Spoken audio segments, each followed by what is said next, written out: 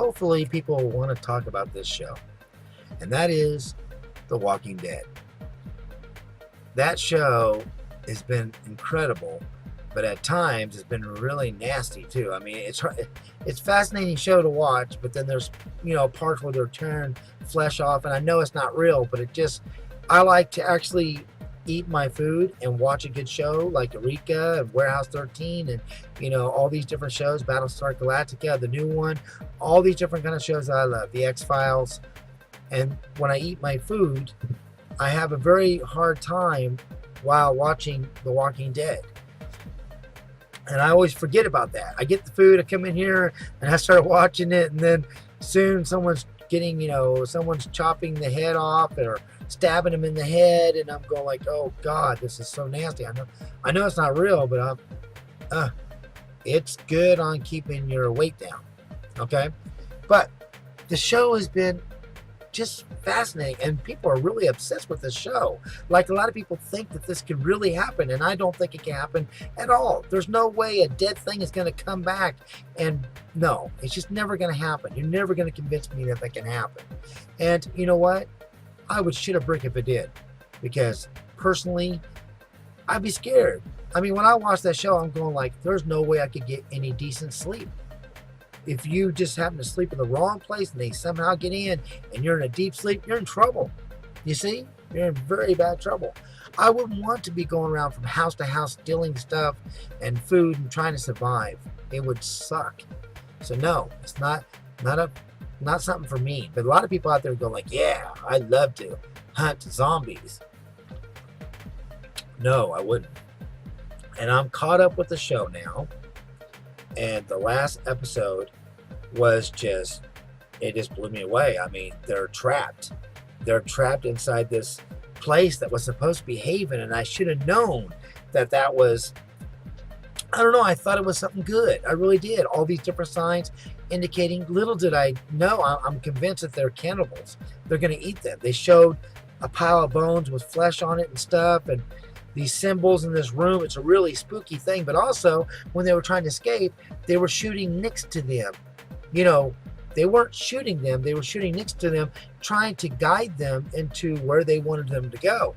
And is that a coincidence that the sheriff, just a couple episodes before, I don't know what episode it was, maybe 2 episodes before that, was showing a rabbit trap and showing how you would maneuver a rabbit into that trap. It's the same thing. You see? They're trying to show the similarities. So I don't know how they're going to get out of the situation, but so far in the past, they have gotten out of situations that I didn't think they'd get out of either. Now, I wanted to like Shane. I really did, because he seemed like a good leader.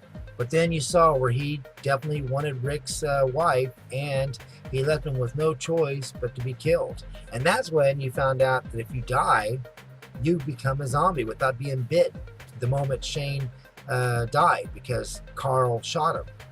I was glad to see him gone, because they were fighting so much. It was just irritating. I wanted them to work as a group and get things accomplished, and to me, Rick was a better leader. One of the characters that I couldn't stand was the governor. And when he got stabbed with that sword, that I was excited. I mean, I was bouncing up and down in my chair because I was so glad, because he'd done so much damage. I just couldn't stand this guy. And then when he looked like he had turned the page, he had changed himself. All of a sudden he got back to be where he wanted power again, and he was going to take the prison once again. And look, those people died. He brought those people in to die once again by lying to them. I just couldn't stand the governor. When Daryl's brother Merle cut his hand off because he had that handcuff on, I couldn't believe it, because I thought he was dead. And then all of a sudden, boom, he comes back in the show. And, Daryl, he changed. He was kind of bad, and then he turned to be good. And then when his brother shows up, he starts to go back to bad again. But he finally sees that, and he decides he doesn't want to be a part of that. And I love that. That was really cool. I like Daryl. He's a really cool character, and definitely a good hunter. Good zombie hunter. That's somebody you want to have by your side. I also like the character Lori, which is Rick's wife, and to me that was really sad when she died, and I was surprised. Once she died, that's when I started thinking anybody in this show could die at any time, even the main character Rick. I was convinced of that. So far, he's still alive, but to me, they could do anything at any time. This show doesn't work on the principle of the main character is always alive. As you see, we've lost many people, and I just hope that I don't know how they can end the show, but it would be nice if they did find some antidote and what people are, still alive, then they could take the treatment and then be alive. That'd be great. Because I don't know what else you're gonna do. Just have it where all the zombies die, but then new people that die are gonna become zombies. You see, you're gonna have to find an antidote. Anyway, down below will be a Wikipedia link so you can check out the show in case you haven't seen this show. My wife loves the show too, and it's been an adventure. There's times where when the people die that you get attached to. I mean, I got teary-eyed. It really was a tearjerker. Like the old man when he got his head cut off with the sword. That was very sad to me.